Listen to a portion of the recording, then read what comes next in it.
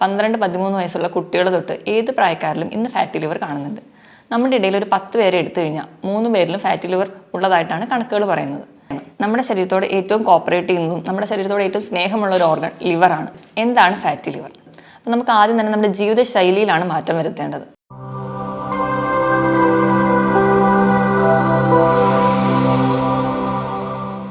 Hi, ഞാൻ doctor പ്രിയ, Q1 health കെയറിലെ homeopathic ഫിസിഷ്യനാണ്. ഇന്ന് നമ്മുടെ ക്ലിനിക്കിൽ പേഷ്യൻസ് ഒക്കെ വരുമ്പോൾ ചിലപ്പോൾ വയറുവേദനയായിട്ടോ അല്ലെങ്കിൽ മറ്റ് പല കംപ്ലയിൻസിന് വരുമ്പോൾ നമ്മൾ വയറിൻ്റെ സ്കാനിങ്ങിന് വിടാറുണ്ട്. അപ്പോൾ നമ്മൾ യാദൃശ്ചികമായി കാണുന്ന ഒരു ഫൈൻഡിംഗ് ആണ് ഫാറ്റി ലിവർ. 12-13 വയസ്സുള്ള കുട്ടികൾ തൊട്ട് ഏത് പ്രായക്കാരിലും ഇന്ന് ഫാറ്റി ലിവർ കാണുന്നുണ്ട്. നമ്മുടെ ഇടയിൽ ഒരു 10 പേരെ എടുത്തു കഴിഞ്ഞാൽ 3 പേരിലും ഫാറ്റി ലിവർ ഉള്ളതായിട്ടാണ് കണക്കുകൾ പറയുന്നത്. ഇത്രയും കോമൺ ആയി കാണുന്ന ഒരു ജീവിതശൈലി രോഗമായതുകൊണ്ട് തന്നെ ഇന്ന് നമുക്ക് ഫാറ്റി ലിവറിനെ കുറിച്ച് സംസാരിക്കാം. നമ്മുടെ ശരീരത്ത് വലതുവശത്ത് വയറിന് മുകളിൽ വാരിയെല്ലുകളുടെ താഴെ സ്ഥിതി ചെയ്യുന്ന ഒരു ഓർഗനാണ് കരൾ. നമ്മുടെ ശരീരത്തിലെ ഏറ്റവും വലിയ ഗ്രന്ഥിയാണ്. ഒരു ആരോഗ്യമുള്ളൊരു മനുഷ്യൻ്റെ ശരീരഭാരത്തിൻ്റെ 2% കരളിൻ്റെ തൂക്കമായിട്ടാണ് കണക്കാക്കപ്പെടുന്നത്. നമ്മുടെ ശരീരത്തിൽ ഭക്ഷണത്തെ ദഹിപ്പിക്കാനായിട്ടുള്ള പിത്തരസം ഉൽപ്പാദിപ്പിക്കുന്നത് കരളിലാണ്. അതുപോലെ തന്നെ നമ്മുടെ ശരീരത്തിലുള്ള വൈറ്റമിനെ സ്റ്റോർ ചെയ്യുന്നതും അതുപോലെ നമ്മുടെ ശരീരത്തിൽ ഉണ്ടാകുന്ന ടോക്സിൻസിനെയൊക്കെ മെറ്റബോളൈസ് ചെയ്ത് മാലിന്യങ്ങളെ പുറന്തള്ളുന്നതും ലിവറിൻ്റെ ഫങ്ഷൻസ് മൂലമാണ്. അതുപോലെ നമ്മുടെ ശരീരത്തിൽ കൊളസ്ട്രോൾ ഉൽപ്പാദിപ്പിക്കുന്നതും ലിവറിൻ്റെ സഹായത്തോടെയാണ്. നമ്മുടെ ശരീരത്തോട് ഏറ്റവും കോപ്പറേറ്റ് ചെയ്യുന്നതും നമ്മുടെ ശരീരത്തോട് ഏറ്റവും സ്നേഹമുള്ള ഒരു ഓർഗൻ ലിവറാണ്.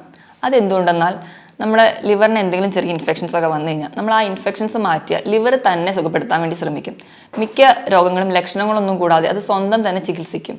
അതുപോലെ തന്നെ നമ്മുടെ ലിവർ ഒരു അസുഖം വന്ന് പകുതി മുറിച്ച് മാറ്റിയാലും അതിന് സ്വന്തം പ്രോഗ്രസ് ചെയ്ത് വർക്ക് ചെയ്യാനുള്ള ഒരു കഴിവ് ലിവറിനുണ്ട്.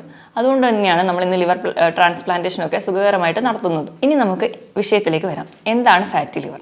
നമ്മുടെ ലിവറിൻ്റെ കോശങ്ങളിൽ കൊഴുപ്പടിയുന്ന അവസ്ഥയാണ് ഫാറ്റി ലിവർ. ചെറിയ തോതിലുള്ള കൊഴുപ്പൊക്കെ അടിയുന്നത് സാധാരണമാണ്. പക്ഷെ നമ്മുടെ കരളിൻ്റെ ഭാരത്തിനേക്കാളും ഒരു 5-10% കൊഴുപ്പ് അടിയുമ്പോഴാണ് നമ്മൾ ഫാറ്റി ലിവർ എന്ന കണ്ടീഷനിലോട്ട് പോകുന്നത്. ഇത് തന്നെ നമ്മൾ വേണ്ട രീതിയിലൊന്നും ശ്രദ്ധിക്കാതിരുന്നു കഴിഞ്ഞാൽ അത് ഒരു കംപ്ലീറ്റ് ലിവർ ഫെയിലിയറിലോട്ട് പോകും. ഇനി എന്തുകൊണ്ടൊക്കെയാണ് ഫാറ്റി ലിവർ ഉണ്ടാകുന്നത് നോക്കാം. ഏറ്റവും പ്രധാനപ്പെട്ട കാരണം മദ്യപാനമാണ്. ഇങ്ങനെ ഉണ്ടാകുന്ന ഫാറ്റി ലിവറെ നമ്മൾ ആൽക്കഹോളിക് ഫാറ്റി ലിവർ എന്നാണ് പറയുന്നത്. നമ്മൾ കഴിക്കുന്ന മദ്യം അത് നമ്മുടെ ലിവറിൽ എത്തുകയും അത് ആൽക്കഹോൾ നമ്മൾ അസറ്റാൽഡിഹൈഡ് എന്ന് പറയുന്ന ഒരു കോമ്പൗണ്ടായിട്ട് കൺവേർട്ട് ചെയ്യും. ഈ അസറ്റാൽഡിഹൈഡ് വിഘടിച്ച് അസറ്റേറ്റ് ആവും. ഈ അസറ്റേറ്റ് വീണ്ടും വിഘടനം സംഭവിച്ച് വാട്ടറായും കാർബൺ ഡൈ ഓക്സൈഡ് ആയിട്ടാണ് നമ്മുടെ ശരീരത്തിൽ നിന്ന് പുറന്തള്ളുന്നത്. ഇതിനിടയിൽ ഉണ്ടാകുന്ന അസറ്റാൽഡിഹൈഡ് എന്ന് പറയുന്ന ഒരു കോമ്പൗണ്ട് അതൊരു ടോക്സിക് സബ്സ്റ്റൻസ് ആണ്. അത് നമുക്ക് ക്യാൻസർ വരെയുള്ള ഉണ്ടാക്കാനുള്ള ശേഷിയുണ്ട്. ഈ കോമ്പൗണ്ട് നമ്മുടെ ലിവറിൻ്റെ കോശങ്ങളെ നശിപ്പിക്കുന്നു. അതുവഴിയാണ് നമുക്ക് ഫാറ്റി ലിവർ ഉണ്ടാകുന്നത്. രണ്ടാമതായി പറയുന്ന ഒരു ഗ്രൂപ്പ് ഓഫ് കണ്ടീഷനാണ് നോൺ ആൽക്കഹോളിക് ഫാറ്റി ലിവർ, മദ്യപാനമല്ലാത്ത മറ്റു കാരണങ്ങൾ. അതിൽ ഏറ്റവും പ്രധാനപ്പെട്ട കാരണം നമ്മുടെ അമിതമായിട്ടുള്ള ഭക്ഷണം കഴിക്കുന്നതാണ്. നമ്മുടെ ശരീരത്തിൻ്റെ ഊർജ്ജത്തിന് ആവശ്യത്തിലും കൂടുതൽ നമ്മൾ ഭക്ഷണം കഴിക്കുമ്പോൾ അത് നമ്മുടെ ശരീരത്തിൽ കൊഴുപ്പായി അടിയുന്നു. ഇത് നമുക്ക് ആദ്യം ഒക്കെ അമിതവണ്ണമായിട്ട് പ്രസൻറ്റ് ചെയ്യും. വീണ്ടും ഈ കൊഴുപ്പ് കൂടുമ്പോൾ അത് നമ്മുടെ ലിവറിലെ കോശങ്ങളിൽ കിട്ടിക്കിടന്ന് നമുക്ക് ഫാറ്റി ലിവർ ഉണ്ടാകുന്നു. അപ്പം അമിതമായി ഭക്ഷണം കഴിക്കുന്നത് ഒരു കാരണമാണ്. രണ്ടാമതായിട്ട് അമിതവണ്ണം അത് ഫാറ്റി ലിവറിന് ഒരു കാരണമാണ്. അതുപോലെ നമ്മൾ നിയന്ത്രണമല്ലാതെ പോകുന്ന BP, കൊളസ്ട്രോൾ, പ്രമേഹം തുടങ്ങിയ രോഗങ്ങൾ നമുക്ക് ഫാറ്റി ലിവറിലോട്ട് എത്തിക്കാം. അതുപോലെ തന്നെയാണ് മെറ്റബോളിക് സിൻഡ്രോം. മെറ്റബോളിക് സിൻഡ്രോം എന്ന് പറയുമ്പോൾ അമിതവണ്ണവും പ്രമേഹവും ഉയർന്ന രക്തസമ്മർദ്ദവും കൊളസ്ട്രോൾ കൂടി നിൽക്കുന്ന അവസ്ഥയും കൂടി ചേരുന്ന ഒരു ഗ്രൂപ്പ് ഓഫ് കണ്ടീഷനാണ്. ഇതും നമുക്ക് ഫാറ്റി ലിവർ ഉണ്ടാക്കുന്നു. അതുപോലെ തന്നെ നമ്മൾ സ്വയം ചികിത്സിക്കുന്ന പെയിൻ കില്ലേഴ്സ് കഴിക്കുക, അതുപോലെ തന്നെ ചില സ്റ്റിറോയിഡ്സും ചില ആൻറ്റി ഡിപ്രസീവ് ഡ്രഗ്സ് കഴിക്കുന്നവരിലും ഫാറ്റി ലിവർ ഉണ്ടാകുന്നതായി കാണാം. ഇതിനോടൊപ്പം തന്നെ irritable bowel disease, ulcerative colitis പോലെയുള്ള രോഗങ്ങളും ഫാറ്റി ലിവർ ഉണ്ടാക്കുന്നു. അതുപോലെ നമ്മൾ അമിതവണ്ണം കുറയ്ക്കാനായിട്ട് ചെയ്യുന്ന ബീറിയാട്രിക് സർജറികൾ, അതുപോലെ പെട്ടെന്ന് വണ്ണം കുറയ്ക്കാൻ വേണ്ടി പട്ടിണി കിടക്കുന്നത് ഫാറ്റി ലിവർ ഉണ്ടാക്കുന്നു. ഇതിനോടൊക്കെ പുറമെ അണുബാധകൾ, ഹെപ്പറ്റൈറ്റിസ് A-B-C പോലെയുള്ള ഇൻഫെക്ഷൻസ്, മലേറിയ പോലെയുള്ള ഇൻഫെക്ഷൻസും ഫാറ്റി ലിവറിന് കാരണമാണ്. ഇതുപോലെ തന്നെ പാരമ്പര്യം ഒരു ഘടകമാണ്. ചില കുടുംബങ്ങളിൽ ഈ കരൾ രോഗം ഒരു പാരമ്പര്യമായിട്ടും കാണുന്നുണ്ട്. ഇനി എന്തൊക്കെയാണ് ഫാറ്റി ലിവറിൽ കാണുന്ന ലക്ഷണങ്ങൾ എന്ന് നോക്കാം. പൊതുവെ ഈ ഫാറ്റി ലിവർ പുറത്തോടൊന്നും വലിയ ലക്ഷണങ്ങൾ കാണിക്കാറില്ല. നമ്മൾ മറ്റ് പല ആവശ്യങ്ങൾക്ക് വേണ്ടി ഒരു ബോഡി സ്കാനൊക്കെ ചെയ്യുമ്പോൾ അതിൽ യാദൃശ്ചികമായിട്ടാണ് ഫാറ്റി ലിവർ കാണാറ്. എന്നാലും ചിരലിൽ കാണുന്ന സിംറ്റംസ് എന്തൊക്കെയാണെന്ന് നോക്കാം. ഒന്നാമതായിട്ട് മഞ്ഞപ്പിത്തം. നമുക്കറിയാം നമ്മുടെ കരളിലാണ് ബിലിറൂബിൻ്റെ മെറ്റബോളിസം നടക്കുന്നത്. ഇത് നടക്കാതെ വരുമ്പോൾ ഇത് നമ്മുടെ സ്കിന്നിനടിയിൽ അടിയുന്നു. ഇതാണ് നമുക്ക് മഞ്ഞപ്പിത്തം ഉണ്ടാകാനുള്ള കാരണം. രണ്ടാമത്തെ ഒരു ഫീച്ചറാണ് വയറ് വീർത്ത് വരിക. അതുപോലെ വയറുന്തി വരുന്നത്. ഒരു 90% വയറ് ചാടി വരലും ഫാറ്റി ലിവർ ഉള്ളതായിട്ടാണ് കാണുന്നത്. മൂന്നാമത്തെ ഫീച്ചറാണ് വയറുവേദന. അത് ഒരുപാട് പേർക്കും വയറുവേദനയായിട്ടായിരിക്കില്ല, പക്ഷേ ആ ലിവറിൻ്റെ ഭാഗത്ത് ഒരു ഡിസ്കംഫർട്ട്, ഒരു അസ്വസ്ഥതയായിട്ട് കാണാം. നാലാമതായിട്ട് കാണുന്ന ഒരു ഫീച്ചറാണ് രക്തം കട്ട പിടിക്കാതെ പോവുക. ഇപ്പം മൂക്കിൽ നിന്നൊക്കെ ചെറിയ രക്തക്കൊള്ളുകൾ പൊട്ടി അത് ഒലിക്കുന്നതായിട്ട് കാണാം. ഇതിന് കാരണം എന്താണെന്ന് വെച്ച് കഴിഞ്ഞാൽ നമ്മുടെ ലിവറിൽ ആണ് നമ്മുടെ രക്തം കട്ട പിടിക്കാനായിട്ടുള്ള പ്രോട്ടീനുകൾ ഉണ്ടാവുന്നത്. അപ്പോൾ നമുക്ക് ഫാറ്റി ലിവറൊക്കെ വന്ന് ലിവർ കോശങ്ങൾ നശിക്കുന്നത് വഴി ഈ പ്രോട്ടീൻ്റെ ഉൽപ്പാദനം നടക്കാതെ വരുന്നു. ഇത് കാരണം നമുക്ക് ചെറിയ ബ്ലീഡിംഗ് ഒക്കെ കാണിക്കാം. അതുപോലെ തന്നെ വിശപ്പില്ലായ്മ, അല്ലെങ്കിൽ ഭക്ഷണം കാണുമ്പോൾ ഓക്കാനം, ഛർദിലൊക്കെ വരിക, അതുപോലെ ഭയങ്കര ക്ഷീണം, കിതപ്പ്, ഇതൊക്കെ നമുക്ക് ഫാറ്റി ലിവറിലുള്ളവരിൽ കാണാറുണ്ട്. ഇനി നമുക്ക് എങ്ങനെയാണ് ഫാറ്റി ലിവറിനെ ഗ്രേഡ് ചെയ്യുന്നത് നോക്കാം. പ്രധാനമായും ഫാറ്റി ലിവറിനെ നമ്മൾ 4 ഗ്രേഡായിട്ടാണ് ഡിവൈഡ് ചെയ്യുന്നത്. അതിൽ ഫസ്റ്റ് വൺ ആണ് മൈൽഡ് ടൈപ്പ്. മൈൽഡ് ടൈപ്പ് എന്ന് പറയുമ്പോൾ വ്യായാമം ചെയ്യാത്തത് കൊണ്ടും അന്നജത്തിൻ്റെ അളവ് കൂടുതലായി ചെല്ലുന്നത് കൊണ്ടുമാണ് mild type of fatty liver ഉണ്ടാകുന്നത്. രണ്ടാമത്തെ ഗ്രേഡ് 1, കരളിൻ്റെ 8% കൊഴുപ്പടിഞ്ഞിട്ടുണ്ടെങ്കിൽ ഗ്രേഡ് 1 എന്നും, കരളിൽ 12% കൊഴുപ്പടിഞ്ഞിട്ടുണ്ടെങ്കിൽ ഗ്രേഡ് 2 എന്നും, കരളിൽ 15% കൊഴുപ്പടിഞ്ഞിട്ടുണ്ടെങ്കിൽ അതിനെ ഗ്രേഡ് 3 എന്നും നമ്മൾ ഡിവൈഡ് ചെയ്തിട്ടുണ്ട്. ഇനി നമുക്ക് ഫാറ്റി ലിവറിനെ എങ്ങനെയൊക്കെ ഗ്രേഡ് ചെയ്യാമെന്ന് നോക്കാം. അതിൽ ഫസ്റ്റ് ടൈപ്പാണ് മൈൽഡ് ടൈപ്പ്. മൈൽഡ് ടൈപ്പ് എന്ന് പറയുമ്പോൾ അന്നജത്തിൻ്റെ അളവ് കൂടുതലായി കഴിക്കുന്നത് കൊണ്ടും വ്യായാമക്കുറവ് മൂലം ഉണ്ടാവുന്നതാണ്. ഗ്രേഡ് 1 എന്ന് പറയുമ്പോൾ 8% കൊഴുപ്പടിയുമ്പോഴാണ് ഗ്രേഡ് 1 എന്ന് പറയുന്നത്. 12% കരളിൽ കൊഴുപ്പടിഞ്ഞിട്ടുണ്ടെങ്കിൽ അതിന് ഗ്രേഡ് 2 എന്നും, 15% അടിഞ്ഞിട്ടുണ്ടെങ്കിൽ അതിന് ഗ്രേഡ് 3 എന്നും തരംതിരിച്ചിട്ടുണ്ട്. ഇത് കഴിഞ്ഞു പോകുന്ന സ്റ്റേജാണ് ലിവർ സിറോസിസും അതുപോലെ തന്നെ ലിവർ ഫെയിലിയറിലോട്ട് എത്തുന്നത്. ഇനി നമുക്ക് എങ്ങനെയാണ് ഒരു ഫാറ്റി ലിവർ പ്രോഗ്രസ് ചെയ്യുന്നത് നോക്കാം. നമ്മൾ അമിതമായി ഭക്ഷണം കഴിക്കുമ്പോൾ, വിശപ്പ് അറിയാതെ തന്നെ ഭക്ഷണം കഴിക്കുമ്പോൾ കൊഴുപ്പിൻ്റെ അളവ് കൂടും. ഈ കൊഴുപ്പ് നമ്മുടെ കരളിൻ്റെ കോശങ്ങളിൽ അടിയാൻ തുടങ്ങും. ഈ ഒരു സ്റ്റേജിന് നമ്മൾ ഫാറ്റി ലിവർ, അതാണ് ഫസ്റ്റ് സ്റ്റേജ്, ഫാറ്റി ലിവർ എന്ന് പറയും. ഈ ഫാറ്റി ലിവർ കാരണം കോശങ്ങളിൽ നീർക്കെട്ടുകൾ ഉണ്ടാവുന്നു. ഈ കൊഴുപ്പടിയുന്നതിൻ്റെ ഭാഗമായിട്ട് നീർക്കെട്ടുകൾ ഉണ്ടാവുന്നു. ഈ നീർക്കെട്ടുകൾ കരളിൻ്റെ കോശങ്ങൾക്ക് ഫൈബ്രോസിസ് അല്ലെങ്കിൽ സ്കാറിങ് ഫോം ചെയ്യും. നമ്മൾ മുറിവൊക്കെ ഉണങ്ങുമ്പോൾ കാണുന്ന ആ ഒരു സ്കാർ നമ്മുടെ ലിവറിൻ്റെ കോശങ്ങളിലുണ്ടാവും. ഈ സ്കാറിങ് കട്ടി കൂടി വരുന്നതിൻ്റെ ഭാഗമായിട്ട് ഉണ്ടാവുന്ന ഒരു സ്റ്റേജാണ് നോൺ ഹെപ്പാറ്റിക് സ്റ്റീയറ്റോസിസ്. ഇതാണ് രണ്ടാമത്തെ സ്റ്റേജ്. ഈ ഒരു സ്റ്റേജ് എത്തുമ്പോഴത്തേക്കും നമ്മുടെ ലിവർ എൻസൈംസ് ഒക്കെ കൂടുതലായിട്ട് നിൽക്കും. ഈ ഫാറ്റി ലിവറിൻ്റെ സ്റ്റേജിലും ഈ സെക്കൻഡ് സ്റ്റേജിലും നമുക്ക് ലിവറിനെ പഴയ പോലെ തിരിച്ചെത്തിക്കാൻ പറ്റും. ഇനി ഈ ഒരു സ്റ്റേജ് പ്രോഗ്രസ് ചെയ്യുമ്പോൾ നമ്മുടെ നോർമൽ ആയിട്ടുള്ള ലിവർ കോശങ്ങൾക്കൊക്കെ അതിൻ്റെ പ്രഷർ കൂടുന്നതിൻ്റെ ഭാഗമായിട്ട് നോർമൽ ഫങ്ഷനിങ് ഒന്നും ചെയ്യാൻ പറ്റാതാവും. അങ്ങനെ കരളിൻ്റെ മൊത്തം പാരൻകൈമയ്ക്ക് ഒരു ഫൈബ്രോസ്ഡ് സ്റ്റേജിലോട്ട് പോകും. അതാണ് മൂന്നാമത്തെ സ്റ്റേജ്, ഫൈബ്രോസ്ഡ് സ്റ്റേജ്. ഇത് കഴിഞ്ഞ് ഈ ഫൈബ്രോസിസ് വീണ്ടും തുടരുന്ന വഴി നമുക്ക് കംപ്ലീറ്റ് ആയിട്ടുള്ള ലിവർ ചുരുങ്ങി ഒരു റബ്ബർ പോലെ ഒരു ഉപയോഗമില്ലാത്ത ഒരു അവയവമായിട്ട് മാറും. ഈ ഒരു സ്റ്റേജിനെയാണ് നമ്മൾ ലിവർ സിറോസിസ് എന്ന് പറയുന്നത്. ഇങ്ങനെ 4 സ്റ്റേജായിട്ട് ലിവർ പ്രോഗ്രസ് ചെയ്ത് അവസാനം ഒരു ലിവർ ക്യാൻസറിലോട്ടും കംപ്ലീറ്റ് ലിവർ ഫെയിലിയറിലോട്ടാണ് പോകുന്നത്. ആദ്യത്തെ 2 സ്റ്റേജ് നമുക്ക് റിവേഴ്സിബിൾ ആണ്. അതായത് നമുക്ക് ചികിത്സിച്ചാൽ അല്ലെങ്കിൽ നേരത്തെ അറിഞ്ഞു കഴിഞ്ഞാൽ ഒരു പരിധി വരെ നമുക്ക് അതിൻ്റെ ഫംഗ്ഷനൊക്കെ നോർമലാക്കി കൊണ്ടുവരാൻ പറ്റും. പക്ഷേ അവസാനത്തെ 2 സ്റ്റേജിലാണ് നമ്മൾ അറിയുന്നതെങ്കിൽ അപ്പോഴത്തേക്കും നമുക്കത് കംപ്ലീറ്റ് ആയിട്ട് തിരിച്ചു കൊണ്ടുവരാൻ പറ്റില്ല. ഈ ഒരു സ്റ്റേജൊക്കെ എത്തുമ്പോഴത്തേക്കും പലർക്കും സ്കിന്നിൽ തന്നെ ഒരു കാരണമൊന്നും കൂടാതെ ചൊറിച്ചിലുണ്ടാവുന്നു, പാദങ്ങളിൽ നീര്, ഉറക്കമില്ലായ്മ, വിശപ്പില്ലായ്മ, അതുപോലെ വയറൊക്കെ വല്ലാണ്ട് വെള്ളം കെട്ടി വീർത്തിരിക്കുന്ന ഒരു സ്റ്റേജിലോട്ടൊക്കെ എത്തിയിട്ടുണ്ടാവും. ഇനി ഇങ്ങനെ ലിവർ കംപ്ലയിൻസ് ഒക്കെ കാണുന്നവരിൽ കോമൺ ആയിട്ട് കാണുന്ന വേറൊരു കംപ്ലയിൻ്റ് ആണ് പിത്തസഞ്ചിയിൽ കല്ല്, അതുപോലെ പിത്തസഞ്ചിയിലൊക്കെ പോളിപ്പ് ഫോം ചെയ്യുന്നത്. അപ്പം നമ്മൾ മെയിൻലി ആ ഒരു കല്ല് സർജറി വഴി റിമൂവ് ചെയ്യും, അല്ലെങ്കിൽ പോളിപ്പ് റിമൂവ് ചെയ്യും. പക്ഷേ ഇവിടുത്തെ ഒരു ബേസിക് കോസ് എന്ന് പറഞ്ഞിട്ടുണ്ടെങ്കിൽ ലിവറിൽ പ്രശ്നം ഉണ്ടാവും. അപ്പോൾ ഇങ്ങനെയൊക്കെ ഉള്ള രോഗികൾ ആദ്യം അവർക്ക് ഫാറ്റി ലിവർ ഉണ്ടോ അല്ലെങ്കിൽ ലിവർ കംപ്ലയിൻസ് ഒക്കെ ഉണ്ടെങ്കിൽ അതിനെ വേണം കൺട്രോൾ ചെയ്യാൻ.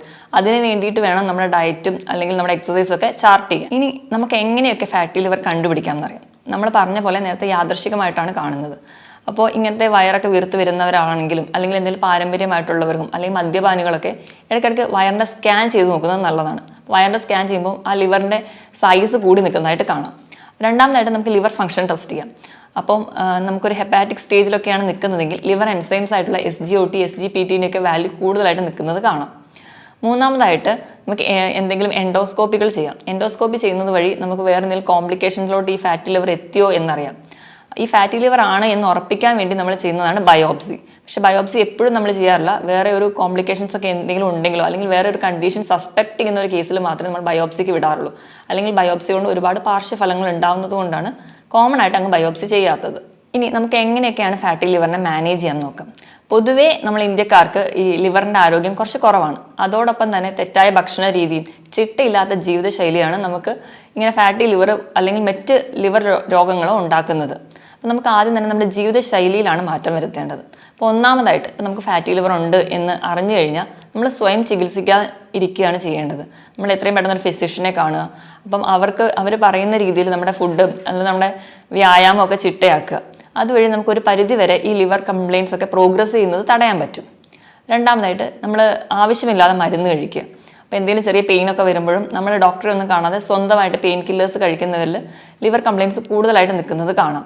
അതുപോലെ തന്നെ സ്റ്റിറോയിഡ്സും അതുപോലെ ചില സൈക്യാട്രിക് ഡ്രഗ്സും ചില ഹാർട്ട് കംപ്ലയിൻസിന് കഴിക്കുന്ന മെഡിസിൻസ് ഒക്കെ കഴിക്കുന്നവർക്ക് ഫാറ്റി ലിവറിനുള്ള ചാൻസ് കൂടുതലാണ്. അപ്പോൾ ഇങ്ങനെ മെഡിസിനൊക്കെ കഴിക്കുന്നവരാണെങ്കിൽ ഇടയ്ക്കിടയ്ക്ക് LFT ചെക്ക് ചെയ്യുന്നത് വഴി നമുക്ക് ഇങ്ങനെ ഫാറ്റി ലിവർ ഉണ്ടോ അല്ലെങ്കിൽ അത് പ്രോഗ്രസ് ചെയ്യുന്നോ എന്നൊക്കെ അറിയാൻ പറ്റും. ഇനി മൂന്നാമതായിട്ട് ഇപ്പം ഡയബറ്റീസ് ഉള്ളവരും അതുപോലെ കൊളസ്ട്രോൾ ഒക്കെ ഉള്ളവരാണെങ്കിൽ മാക്സിമം അത് കൺട്രോൾ ചെയ്യാൻ നോക്കുക. സ്വയം ചികിത്സിക്കാതെ തന്നെ നമുക്ക് വേണ്ട രീതിയിൽ കറക്റ്റായിട്ട് മെഡിസിൻ ഫോളോ ചെയ്യുക. അത് കൺട്രോൾ ചെയ്യുന്നത് വഴി നമുക്ക് ഇൻസുലിൻ റെസിസ്റ്റൻസ് ഒക്കെ കൺട്രോൾ ചെയ്യാൻ പറ്റും. അങ്ങനെ ഇൻസുലിൻ റെസിസ്റ്റൻസ് കൺട്രോൾ ചെയ്യുന്നതുകൊണ്ട് തന്നെ നമ്മുടെ ഗ്ലൂക്കോസിൻ്റെയും കൊളസ്ട്രോളിൻ്റെയും ഒക്കെ മെറ്റബോളിസം പ്രോപ്പറായിട്ട് നടക്കും. അതുവഴി നമുക്ക് ഫാറ്റി ലിവറിനെ പ്രിവെൻറ്റ് ചെയ്യാൻ പറ്റും. ഇനി അടുത്തതായിട്ട് ഇപ്പം ഇറിറ്റബിൾ ബവൽ ഡിസീസ് അതൊക്കെ ഉള്ളവരാണെങ്കിൽ നമ്മൾ നേരത്തെ തിരിച്ചറിയുകയാണെങ്കിൽ അതിന് വേണ്ട ചികിത്സ നേടുക. അതുവഴി നമുക്ക് ആ ഒരു കോംപ്ലിക്കേഷൻ മൂലമുണ്ടാകുന്ന ഫാറ്റി ലിവറിനെ തടയാൻ പറ്റും. മദ്യപാനം, പുകവലി പോലെയുള്ള ദുശീലങ്ങളുള്ളവരാണെങ്കിൽ അത് ആദ്യം നിർത്തുക. അപ്പോൾ മദ്യപിക്കുന്നവരിലാണെങ്കിൽ അസറ്റാൽഡിഹൈഡ് എന്ന് പറയുന്ന ഒരു കോമ്പൗണ്ട് ഉണ്ടാകുന്നതെന്ന് നമ്മൾ പറഞ്ഞല്ലോ. അത് നമ്മുടെ ലിവർ സെൽസിനെ പിന്നെയും നശിപ്പിക്കും. അത് നമുക്ക് നമ്മുടെ കണ്ടീഷൻസ് വേഴ്സൺ ചെയ്യുകയുള്ളൂ. അതുകൊണ്ട് മദ്യപാനം ആദ്യമേ നിർത്തുക. ഇനി പുകവലി, അത് നമ്മൾ ഡയറക്റ്റായിട്ട് പുകവലിക്കുന്നില്ലെങ്കിലും അത് ശ്വസിക്കുന്നത് വഴിയും നമുക്ക് ഈ കണ്ടീഷൻ ഫാറ്റി ലിവറൊക്കെ ഉള്ളവർക്കാണെങ്കിൽ അത് കൂടുതൽ വേഴ്സൺ ചെയ്യുന്നതായി കാണാം. അതുപോലെ ഈ പുകവലിക്കുന്നവരിൽ കൂടുതലായിട്ട് ക്യാൻസർ രോഗങ്ങൾ കൂടുതലായി കാണുന്നുണ്ട്. അതുകൊണ്ട് അത് എത്രയും പെട്ടെന്ന് നിർത്തുന്നതാണ് നല്ലത്. ഇതിനോടൊപ്പം തന്നെ ഫാറ്റി ലിവറിന് വലിയൊരു കാരണമാണ് അമിതവണ്ണം. അപ്പോൾ അങ്ങനെയുള്ളവരാണെങ്കിൽ വെയിറ്റ് കുറയ്ക്കാൻ ശ്രദ്ധിക്കുക. അതിനുവേണ്ടി ഉടനെ ബീറിയാട്രിക് സർജറിയോ അല്ലെങ്കിൽ പെട്ടെന്ന് പട്ടിണി കിടന്ന് വെയിറ്റ് കുറയ്ക്കുന്നത് ചെയ്യാതെ ഒരു 6 മുതൽ 10 മാസം കൊണ്ട് നമ്മുടെ ശരീരത്തിൻ്റെ വെയിറ്റ് ഒരു മാസം ഒരു 2 കിലോ വെച്ച് കുറയുന്ന രീതിയിൽ ചെറിയ തോതിൽ വെയിറ്റ് കുറയ്ക്കാൻ വേണ്ടി ശ്രദ്ധിക്കുക. അതിനുവേണ്ടി കൃത്യമായിട്ട് വ്യായാമം ചെയ്യുക. ആഴ്ചയിൽ ഒരു 5 ദിവസമെങ്കിലും ദിവസവും ഒരു 45 മിനിറ്റ് മുതൽ ഒരു മണിക്കൂർ വരെ കൃത്യമായിട്ട് വ്യായാമം ചെയ്യുക. ഏറ്റവും നല്ല എക്സസൈസ് എന്ന് പറയുന്നത് സൈക്ലിംഗ് അതുപോലെ സ്വിമ്മിംഗ് ഒക്കെയാണ്. അതുപോലെ തന്നെ നമ്മൾ സ്പീഡിൽ കൈ വീശി നടക്കുക. നമ്മുടെ ഹാർട്ട് റേറ്റ് കൂടുന്ന തരത്തിലുള്ള എക്സസൈസുകളും നല്ലതാണ്. ഇങ്ങനെ നമുക്ക് അണുബാധകളും നമുക്ക് ഫാറ്റി ലിവർ ഉണ്ടാക്കും. അപ്പോൾ ഇത് തടയാൻ വേണ്ടിയിട്ട് നമ്മൾ സ്വയം സുരക്ഷിതരാണെന്ന് ഉറപ്പുവരുത്തണം. അതിനായിട്ട് നമ്മൾ ഷേവിംഗ് സെറ്റ് അതുപോലെ സിറിഞ്ച്, ബ്ലേഡ് ഇതൊക്കെ ഷെയർ ചെയ്യാതിരിക്കുക. അതുപോലെ ടാറ്റു ഒക്കെ എടുക്കുന്നവരാണെങ്കിൽ അത് ശ്രദ്ധിക്കുക. അതുപോലെ സെക്ഷലി ട്രാൻസ്മിറ്റഡ് ആയിട്ടുള്ള ഡിസീസസ് വരാതിരിക്കാൻ വേണ്ടിയിട്ട് നമ്മൾ ലൈംഗിക ബന്ധം സുരക്ഷിതമാണെന്ന് ഉറപ്പുവരുത്തണം. അതിന് വേണ്ടിയിട്ട് നമ്മൾ ഹെപ്പറ്റൈറ്റിസ് B വാക്സിനേഷൻ എടുക്കുന്നത് നല്ലതാണ്. ഇതുവഴി നമുക്ക് ഫാറ്റി ലിവർ പോലെ ഉണ്ടാകുന്ന രോഗങ്ങളെ തടയാൻ പറ്റും. ഇതോടൊപ്പം തന്നെ ഒരു 2 ലിറ്ററോളം വെള്ളം ദിവസവും കുടിക്കാൻ വേണ്ടി നമ്മൾ ശ്രദ്ധിക്കണം. ഇനി നമുക്ക് ഭക്ഷണത്തിലൂടെ എങ്ങനെ നമുക്ക് ഫാറ്റി ലിവർ മാനേജ് ചെയ്യാൻ നോക്കാം. ആദ്യം എന്തൊക്കെ ഭക്ഷണം നമ്മൾ അവോയ്ഡ് ചെയ്യണമെന്ന് നോക്കണം. പ്രധാനമായിട്ടും നമ്മൾ ഭക്ഷണത്തിൽ കുറയ്ക്കേണ്ടത് കാർബോഹൈഡ്രേറ്റ്, അന്നജത്തിൻ്റെ അളവ് കുറയ്ക്കുക. അതുപോലെ മധുരം, ഉപ്പ് പൂർണ്ണമായും കുറയ്ക്കാൻ ശ്രദ്ധിക്കുക. അതുപോലെ തന്നെ പ്രോസസ്ഡ് ഫുഡുകൾ, മൈദ അടങ്ങിയതും അതുപോലെ പിസ്സ പോലെയുള്ള ഫാസ്റ്റ് ഫുഡുകൾ, അതുപോലെ റിഫൈൻഡ് ആയിട്ടുള്ള ഭക്ഷണങ്ങൾ, അതുപോലെ എണ്ണയിൽ വറുത്തതും പൊരിച്ചതുമായിട്ടുള്ള ഭക്ഷണങ്ങൾ പൂർണ്ണമായും ഒഴിവാക്കാൻ വേണ്ടി ശ്രദ്ധിക്കുക. ഇപ്പം നമ്മൾ പാൽ കുടിക്കുന്നവരൊക്കെ ആണെങ്കിൽ പാലിൻ്റെ പാട മാറ്റിയിട്ട് വേണം കഴിക്കാൻ. അതുപോലെ തൈര് ഉപയോഗിക്കുമ്പോൾ വെണ്ണ മാറ്റിയിട്ട് പച്ചമോരായിട്ട് ഉപയോഗിക്കാൻ വേണ്ടി ശ്രദ്ധിക്കുക. അതുപോലെ റെഡ് മീറ്റ് പൂർണ്ണമായിട്ട് ഒഴിവാക്കുക. റെഡ് മീറ്റ് എന്ന് പറയുമ്പോൾ ബീഫ് അതുപോലെ പോർക്ക് പോലെയുള്ള ഇറച്ചികൾ പൂർണ്ണമായും ഒഴിവാക്കുക. ഇനി നമുക്ക് എന്തൊക്കെ കഴിക്കാമെന്ന് നോക്കാം. മെയിൻലി നമ്മൾ കഴിക്കാൻ ഏറ്റവും നല്ലതെന്ന് പറഞ്ഞാൽ വെജിറ്റബിൾസും ഫ്രൂട്ട്സും കൂടുതലായിട്ട് കഴിക്കുക. അപ്പോൾ നമ്മുടെ ശരീരത്തിൽ വേണ്ട ഫൈബേഴ്സൊക്കെ കൂടുതലായിട്ട് ചെല്ലും. അപ്പോൾ നമ്മുടെ ദഹനമൊക്കെ പ്രോപ്പറായിട്ട് നടക്കാനും സഹായിക്കും. അതുപോലെ തന്നെ നമ്മൾ പ്രധാനമായും പറയുന്ന 3 ഭക്ഷണങ്ങൾ എന്ന് പറയുന്നത് ഒന്ന് കോഫിയാണ്. കോഫി അതിലെ ബ്ലാക്ക് കോഫിയാണ്. പാലൊന്നും ഉപയോഗിക്കാതെ മധുരം കുറച്ച് കഴിക്കുന്ന കോഫി ലിവർ ഡിസീസിന് നല്ലതാണ്. രണ്ടാമതായിട്ട് വൈറ്റമിൻ സി മെയിൻലി നാരങ്ങ, ഓറഞ്ച് മുതലായ ഫ്രൂട്ട്സ്. വൈറ്റമിൻ ഇ സപ്ലിമേഷൻ നല്ലതാണ്. അതിനുവേണ്ടി നമുക്ക് വാൽനട്ട്, കാഷ്യൂ ഒക്കെ കൂടുതലായിട്ടും കഴിക്കാം. ഇതുപോലെ തന്നെ കൂടുതലും ഇലക്കറികൾ ലിവറിന് വളരെ നല്ലതാണ്. ഇലക്കറികൾ തന്നെ നമുക്ക് സുലഭമായി കിട്ടുന്ന ചീര, മുരിങ്ങയില, അതുപോലെ കറിവേപ്പില ഇതൊക്കെ നല്ലതാണ്. അതുപോലെ തന്നെ ലിവറിന് ഏറ്റവും നല്ലതാണ് cruciferous vegetables, cabbage, cauliflower, broccoli തുടങ്ങിയ പച്ചക്കറികളും വളരെ നല്ലതാണ്. അതുപോലെ നമ്മൾ എപ്പോഴും ഉപയോഗിക്കുമ്പം റിഫൈൻഡ് ഓയിൽ ഉപയോഗിക്കാതിരിക്കുക. റിഫൈൻഡ് ഓയിൽ എന്ന് പറയുമ്പോൾ പാം ഓയിലും സൺഫ്ലവർ ഓയിലൊക്കെ. അൺറിഫൈൻഡ് ആയിട്ടുള്ള ഓയിലുകൾ, നമ്മളെ വെളിച്ചെണ്ണ അതുപോലെ ഒലിവ് ഓയിലൊക്കെ കൂടുതലായിട്ട് ഉപയോഗിക്കാൻ ശ്രദ്ധിക്കുക. അതുപോലെ നമ്മൾ കൊഴുപ്പ് കഴിക്കുമ്പോൾ നമ്മുടെ അയല, മത്തി, ചൂര പോലെയുള്ള മീനുകളിലെ പോളി അൺസാച്ചുറേറ്റഡ് ആയിട്ടുള്ള ഫാറ്റ് അടങ്ങിയ ഭക്ഷണങ്ങൾ കഴിക്കാൻ കൂടുതലായിട്ട് ശ്രദ്ധിക്കുക. ഇങ്ങനെയൊക്കെ ചിട്ടയായ ഭക്ഷണ രീതിയിലൂടെയും കൃത്യമായ വ്യായാമത്തിലൂടെയും നമുക്ക് ലിവറിൻ്റെ ആരോഗ്യം മെച്ചപ്പെടുത്താവുന്നതേ ഉള്ളൂ. ഇതോടൊപ്പം തന്നെ തുടക്കത്തിലൊക്കെ അറിയുകയാണെങ്കിൽ ഹോമിയോപ്പതിയിൽ ഫലപ്രദമായ ചികിത്സയും ലഭ്യമാണ്. മറ്റൊരു ഹെൽത്ത് ടോപ്പിക്കുമായിട്ട് വീണ്ടും കാണുന്നത് വരെ നന്ദി.